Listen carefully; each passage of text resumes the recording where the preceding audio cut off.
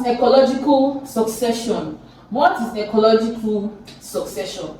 Now, ecological succession, this is the gradual and orderly replacement of organisms, whether plant or animal, to a stable climax organism is achieved. Let me say that again. This is the gradual. It is the gradual and orderly replacement of organisms with new organisms until a stable climax community is formed. So it is a gradual and orderly replacement of organisms with new organisms until a stable climax community is formed. Now, for example, it will tell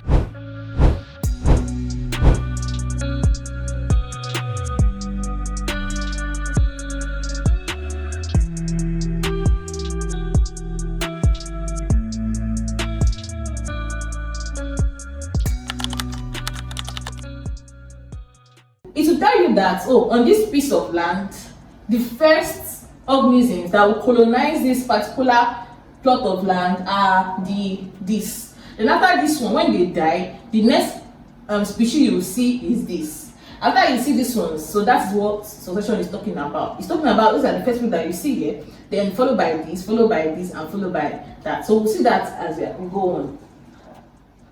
I describe the process of ecological succession on a bare plot of land. Very good. So we can use this example to explain this ecological succession very well. So we're asked here to explain the process of ecological succession on a bare plot of land. On a bare plot of land. Now, okay, the first thing that you should do when you see this kind of question, you can first, use arrow to show it. And when you're done with your arrow, you can now explain it under that side. Okay, bare plot of land. First thing you can write bare plots. Then you put your arrow. Now this bare plot. Now the first thing that happens, this bare plot, in this particular succession, it's to tell you. It says that in this bare plot, you can only find rocks.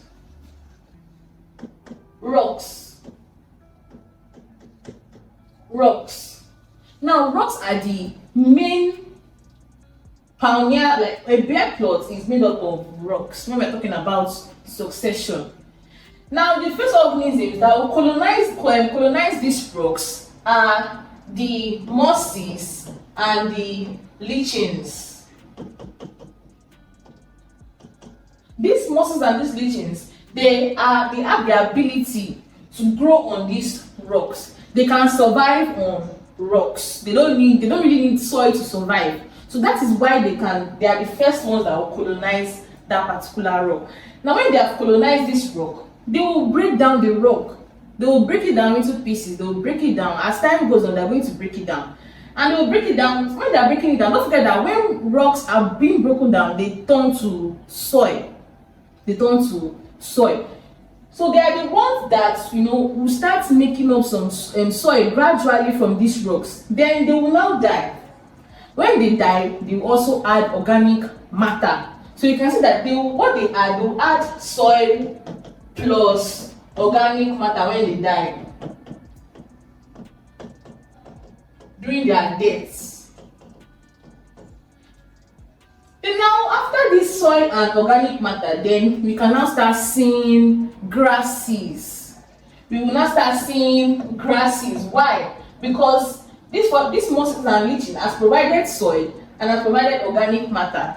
And look at that, organic matter is what to add something like to fertilize the soil.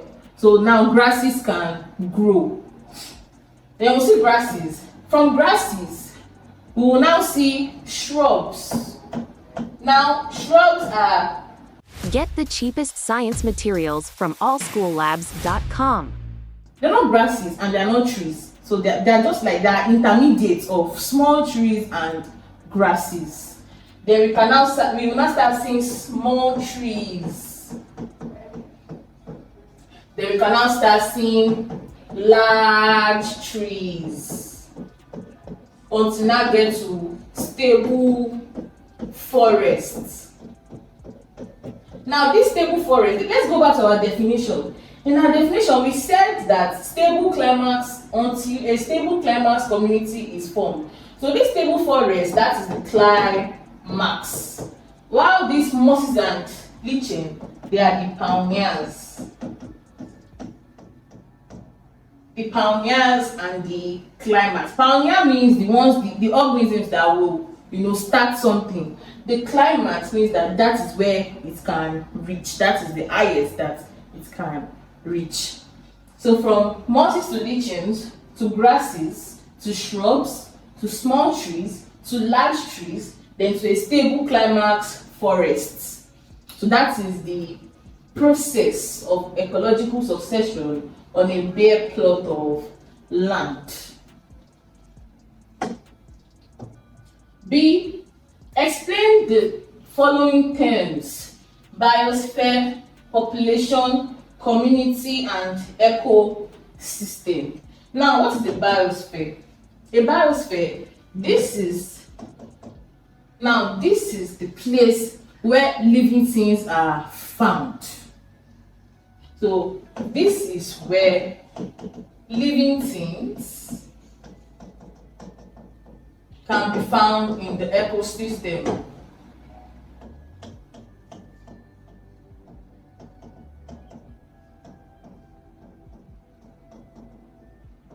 So the biosphere is where living things are found, or we can say living organisms are found in the ecosystem. Now, what is population?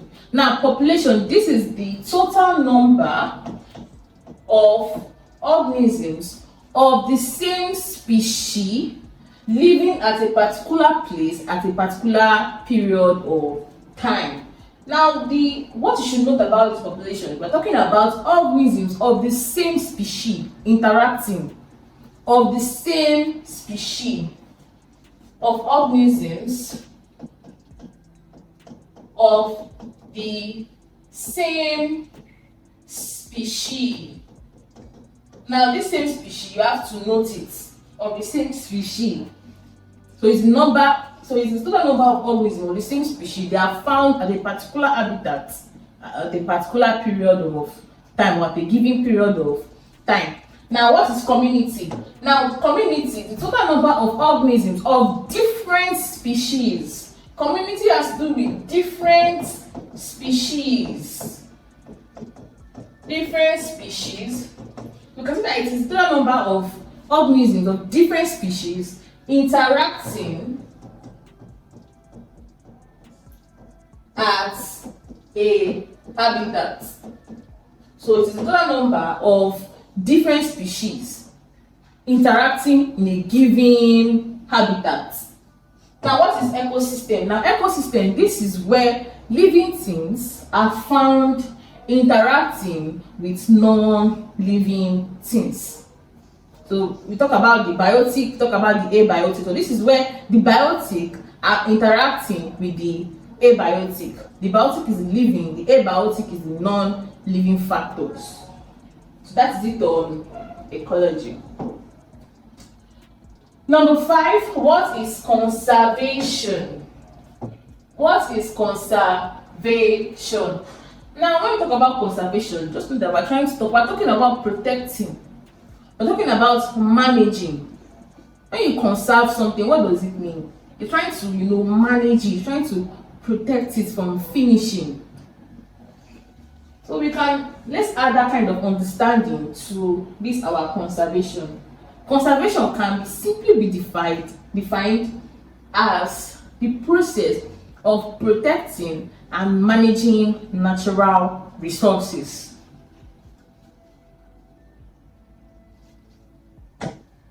Protecting and managing natural resources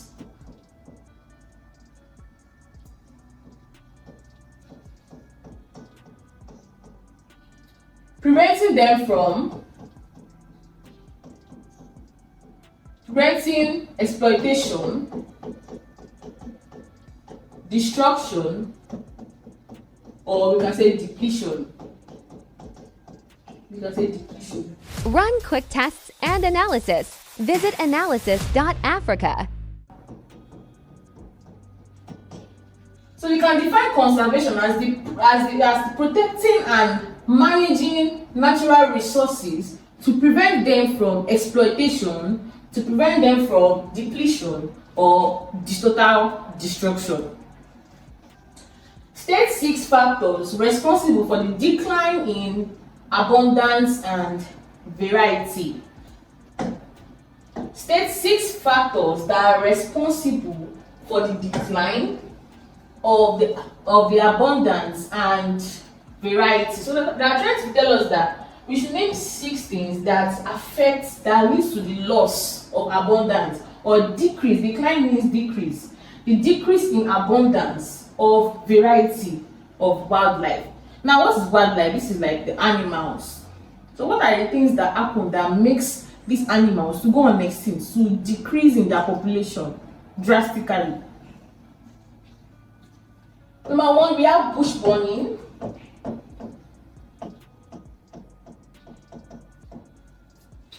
Number 2, we have overgrazing.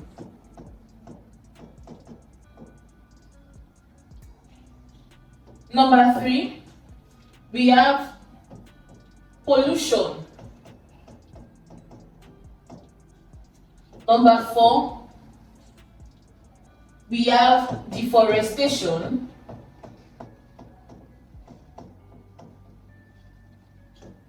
Number 5, we have urbanization. Number 6, we have climatic changes. We have flooding.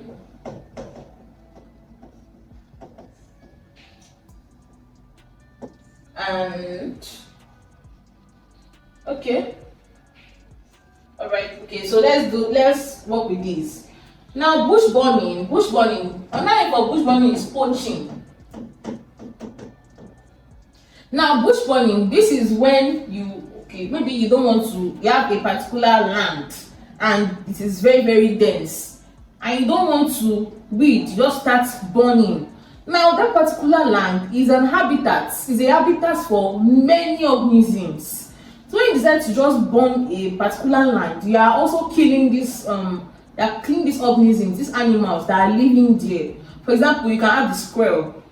Now if you notice the squirrel, now we don't see this particular animal again. Why? Because everywhere has been torn, everywhere has been burned, bush burning everywhere. Overgrazing. Now these our animals, when they go, they overgraze. In fact, they will just strip the land to be barren, and plants will never grow there again because of this overgrazing by our cattle. Pollution. Now when you pollute your water bodies, the fish will die. Deforestation. This is the cutting of trees. When you just cut trees, you don't know that you are stripping some organisms off their homes, off their habitats.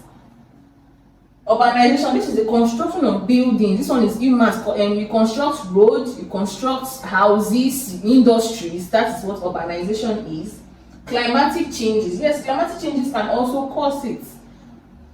We have flooding. Flooding too can also cause, especially many organisms that live under the ground. Especially when you go to all these areas that have very, very large amount of rainfall in a particular period. Most organisms, they tend to die because they have to move, and in that process they can get killed. So these are some factors that will affect the decline of abundance in variety of wildlife. Now, outline 6 ways in which the government can improve the situation on AII above. Now, the best way that you can work with this particular question is for you to take this one by one and try to see that, oh, bush burning, what can government do about bush burning? Instead of to start thinking of new things, just go to your problems. Then go to number 1, bush burning. What can government do about bush burning? Overgrazing. What can government do about overgrazing? Population, pollution. What can government do about pollution? Deforestation, all those things. So let's start with bush burning. What can government do? Now, for bush burning, government can make laws against poaching, against bush burning. So that is a valid point. Overgrazing, you can say that government should introduce rotational grazing. Now, what is rotational grazing? It means that no farmer should be allowed to just graze, no cattle should be allowed to just graze on one particular land.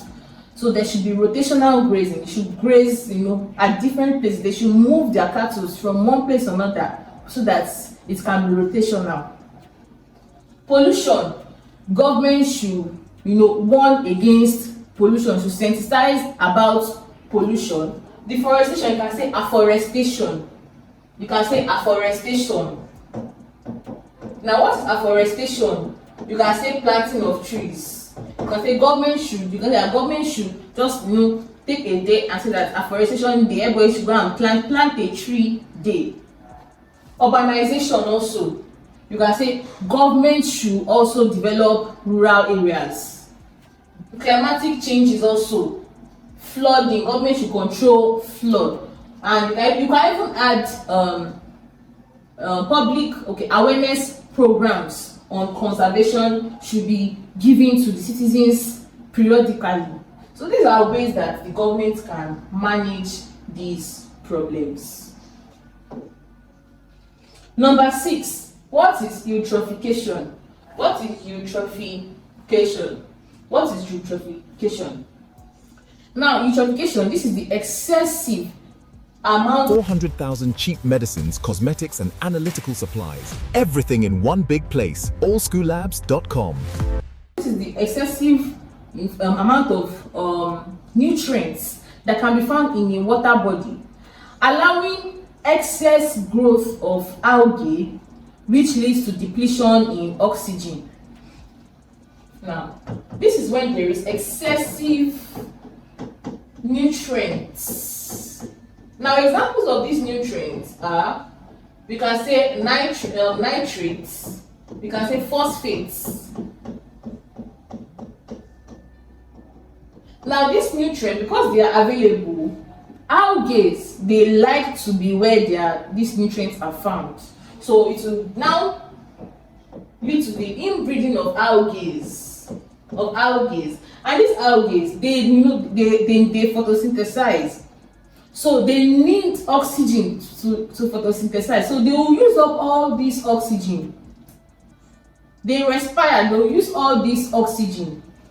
Now, they will now use all the oxygen and it will lead to depletion of oxygen.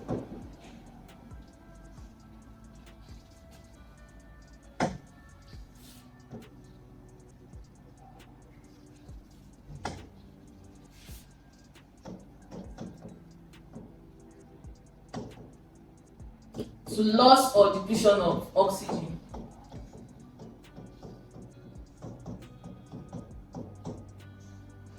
Now, state 2 causes of eutrophication. What are 2 causes of this eutrophication? Now, we have runoff fertilizers to water bodies. Now, let us say my farm is beside a river, and I'm trying to fertilize my plants, and my fertilizer is flowing into this river, this water body, and the nutrients that make up these fertilizers mostly is nitrates and phosphates. So it will lead to algae growth and from that algae growth, it will lead to diffusion of oxygen. And these fishes, when they're in the body, when they're in the water body, this oxygen, they need it for respiration. But when they don't have this particular oxygen, they will suffocate and die. Another one is sewage runoff in water bodies also. So sewage also, what is sewage? This is wastewater produced from the home that contains feces, kitchen waste, industrial waste. These are what we call sewage. So when they run off into a water body also, they are also very rich in nutrients. So they will also promote the growth of algae and cause lack of oxygen. States the function of nitrogen fixing bacteria, nitrifying bacteria, denitrifying bacteria.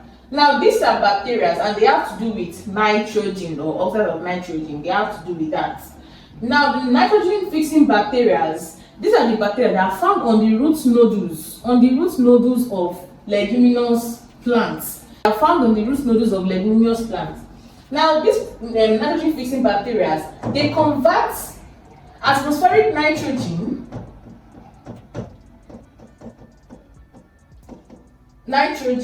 into soil nitrates.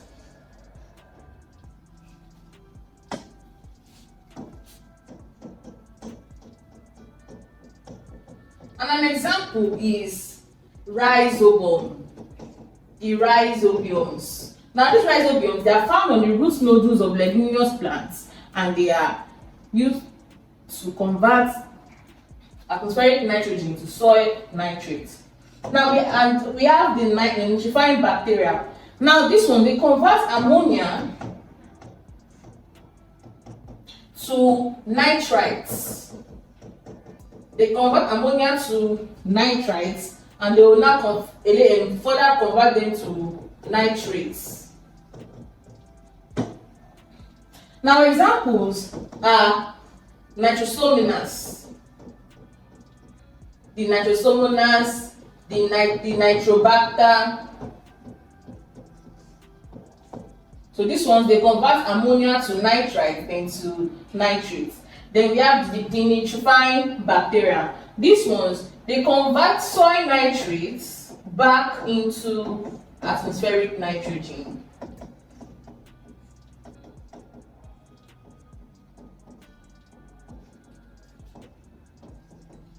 And an example of the bacteria that does this is the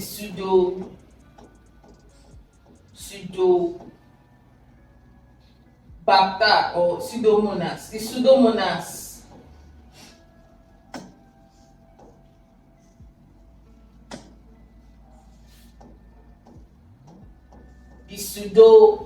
So these pseudomonas, it's the bacteria that will convert the soil nitrates back into atmospheric nitrogen. Number 7, what is excretion? What is excretion?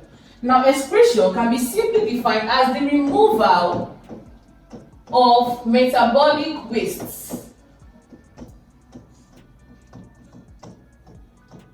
So it is the process whereby living things remove metabolic wastes, or they get rid of metabolic waste. List the excretory organs in humans and name one waste product excreted by each organ.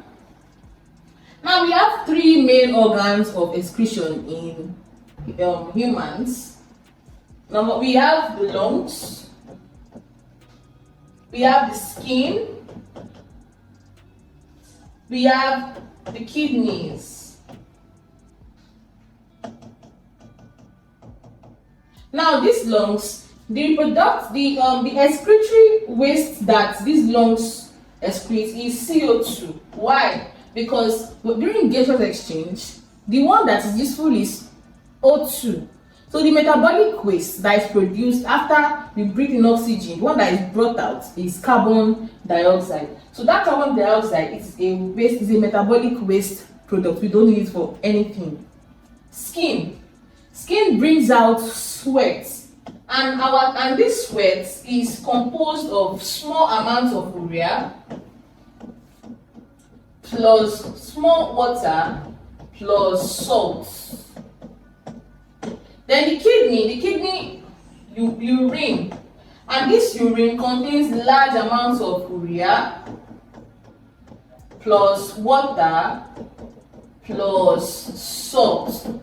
So these are the three main excretory organs that humans have: the lungs, the skin, and the kidneys.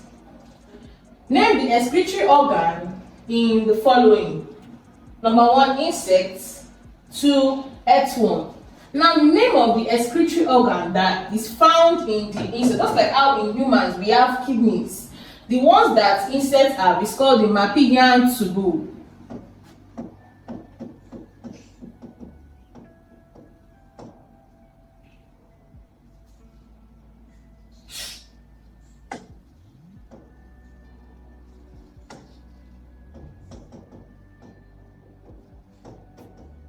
The mammalian tubule.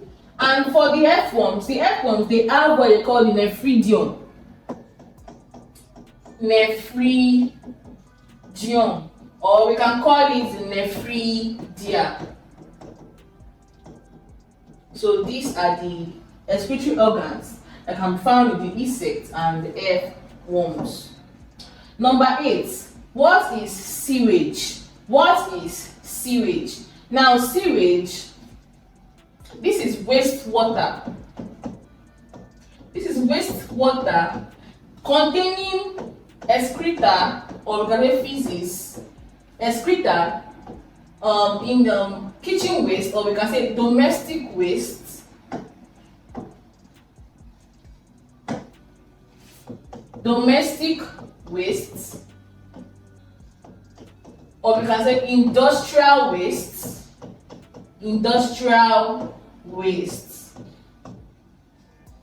So when you hear sewage is waste water. Is always a liquid form. Sewage is always in liquid form. That's why we say that it is wastewater containing excreta, domestic waste, or industrial wastes. That's what sewage is. State 5 effects of releasing untreated sewage in stagnant water body. So we are trying to ask us that what are 5 things that can happen if sewage is released into a stagnant water body. Now the first thing that happens, the first obvious thing is that because it is stagnant, it will start to smell. So that's the first thing, it will smell. Now the second thing is that the water will become polluted. It will become polluted. Now the third thing that can happen is that growth of algae. As we have seen when we're talking about the eutrophication, growth of algae, because this sewage is very, very rich in nutrients, so it will cause the growth of algae. Now after growth of algae, we will now see that there will be oxygen depletion. This algae, they will use up the oxygen that is inside this particular water body. The algae will use up the oxygen. Then after, we now notice death of aquatic organisms. For example, we have fishes. So if there are fishes in that particular stagnant water, they will die. So these are the things that will happen. The first thing that we'll notice is that it's going to smell. When it smells, it becomes polluted. Then after it becomes polluted, there will be growth of algae. Then after the growth of algae, then oxygen will be depleted. Then that will now finally lead to the death of these aquatic organisms like fishes and so on. B. Explain surface terracing as a soil conservation method. Now, surface terracing, they're not trying to tell you that I should explain that what is surface terracing. Now, surface terracing, for example, some bodies, some land areas are slopy. They are very slopey. Now sometimes they can be like this. They can be they will just be very, very slopey. And when rain falls, it will cause erosion. What is erosion? That is the washing down of the topsoil of topsoil. So there will be erosion. So they are just asking us that what is surface terracing as a conservation method. Now when you're talking about terracing, is the step this land they will turn it to a step-like. It will make it step-like. Now that's what we call terracing. So formerly, this was the land formerly, but after being terraced, this is how it will look like. So the way the soil will just flow easily, it won't be able to flow here again. It will flow, it will land here. Some will stay. They will just stay. So it will decrease the soil that will be washed off. So it is a very, very good soil conservation method. Now if you want to explain it, you cannot explain it that this is a process whereby steps are made on a slopy land to decrease soil erosion. Number 9, name one mineral element for the proper functioning of bones, red blood cells, thyroid gland. Now for bones, they tell you that bones take milk, drink milk, eat foods that have calcium. When they're advertising, this your milk advert, they'll tell you that calcium for strong bones and teeth. So you need calcium for bone formation. That is Ca, calcium. Red blood cells. Now if you notice the way the blood smells, the first thing that some people will say that your blood smells like rusted iron. Most people have agreed that the blood smells like rusted iron. Now the reason why it has this rusted iron smell, it is not a coincidence. It's because it is made up of iron. Iron is the main mineral that is found in the blood. So that is iron. That's why if you look at your blood tonic supplements, the first mineral you see is iron. Or they will name it something ferrous something. They will put ferrous something. Ferrous is also iron. Now you have thyroid. Thyroid is found here. It's found in the neck region. Some men that have very, very big, they call it Adam apple, but it's not Adam apple. It's deficiency of this mineral that is meant to be there. So this thyroid wants to bring out that particular hormone, and it's very hard for it and to start swelling up. So it's a deficiency. Some people use drugs to bring that thing down, and some people like it. So it's iodine or iodine. State 3 benefits of roughages in the diet of humans. 3 benefits of roughages. It aids digestion. It allows the free movement of food.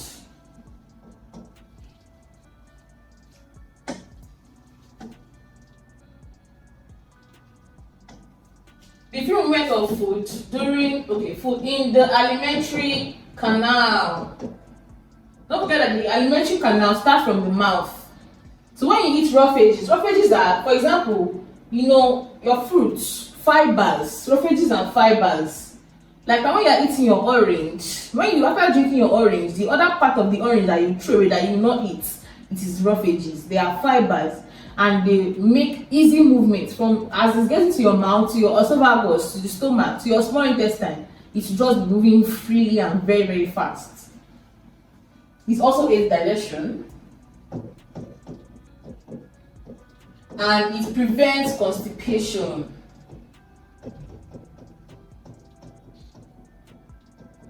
Now, what causes constipation is that when your undigested food, when it is meant to be ingested and it gets to your large intestine. Now in the large intestine, water is always reabsorbed.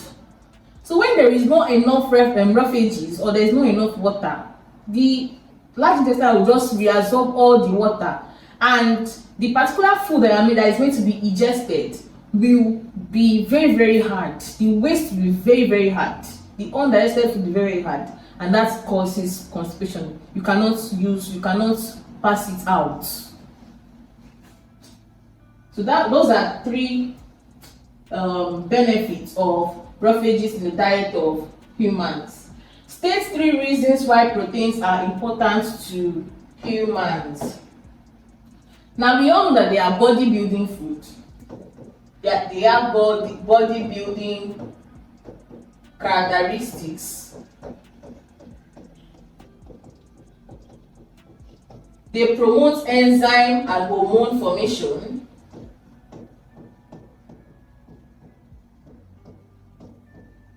That's why they will always tell you that your enzymes are proteinous in nature. Enzymes are proteinous. That's because they are mainly made up of proteins. Now they act as and they aid antibodies formation.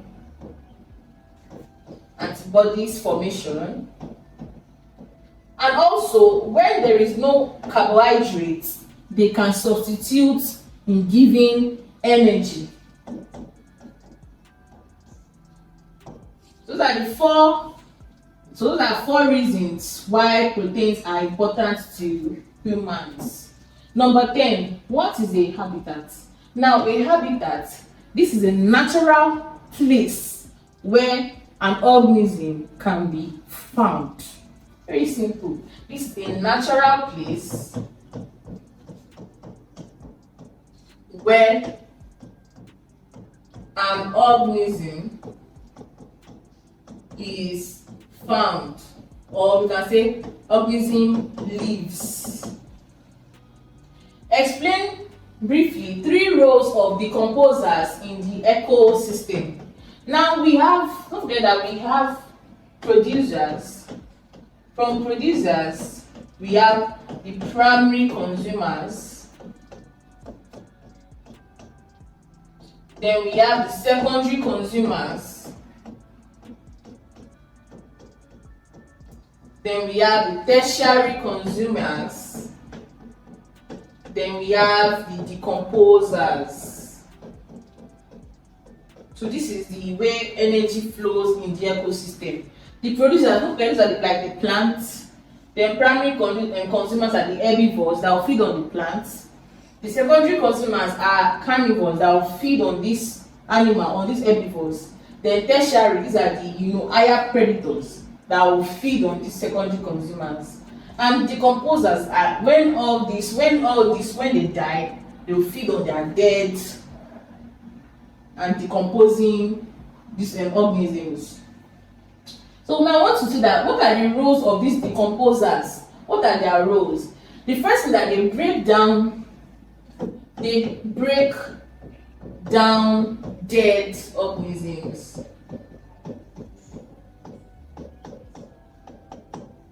Now, after they break down dead organisms, now this breaking down dead organisms, it leads to them reducing waste. So it reduces waste, reduces accumulation of waste.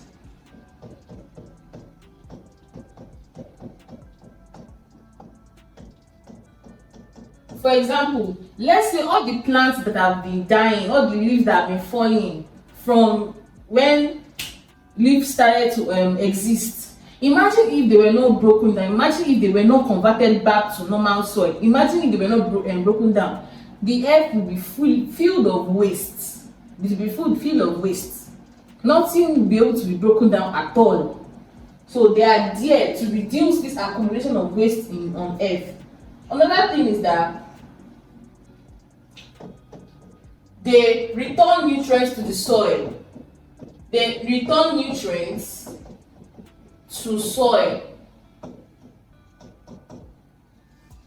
So these are 3 roles of decomposers in the ecosystem. Explain briefly energy flow in a freshwater habitat. Explain briefly energy flow in a freshwater habitat. So you're trying to ask us that, okay, just look, for example, what I've written here, these producers, primary consumers, secondary consumers, tertiary decomposers. Now they are just asking us that we should write something like that, but for a freshwater habitat, and we are going to name the organisms specifically. Now the producers that we have in the freshwater habitats are called the phytoplanktons.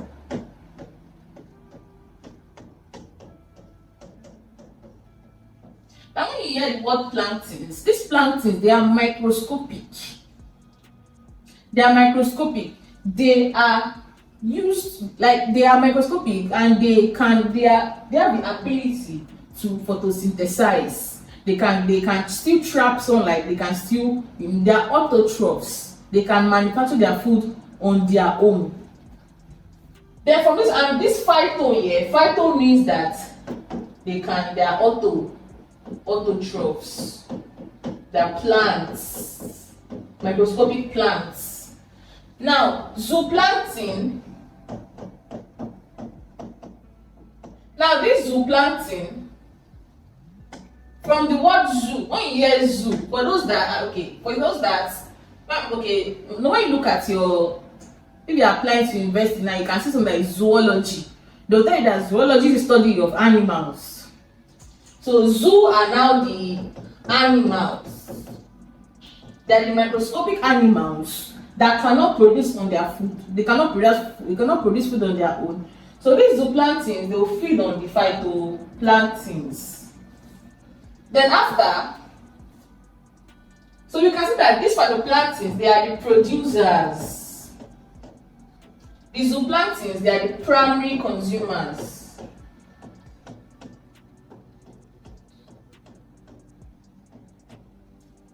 From zooplankton, let's say small fishes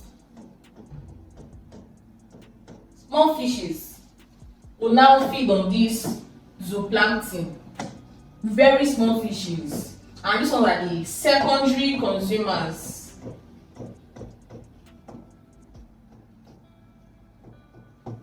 Then large fishes. These ones are apex predators, and they are the tertiary consumers.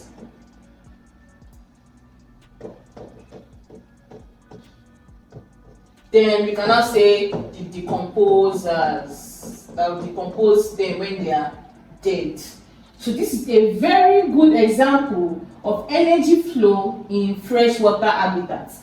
From phytoplankton to zooplankton, from zooplankton to small fishes, then from small fishes to large fishes, then to the decomposers.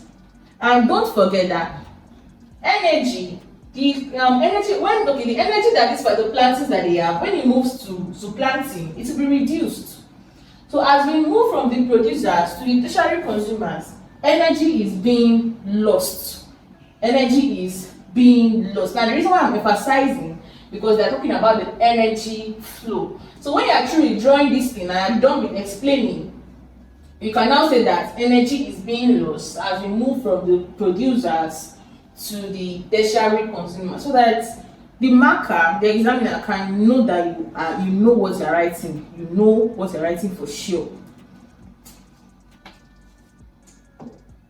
So this brings us to the end of our class. I hope you learned a lot. If you have any question, don't forget to drop your question in the comment section, and don't forget to subscribe to our channel. Hi, I'm sure you enjoyed the video you just watched. To see more content as that, preparing you for your upcoming exam, make sure to smash the subscribe button and turn on notification. Also, remember that you can use the comment section to send us your questions or your inquiries, and we are happy to take them. I'll see you in the next video. Bye.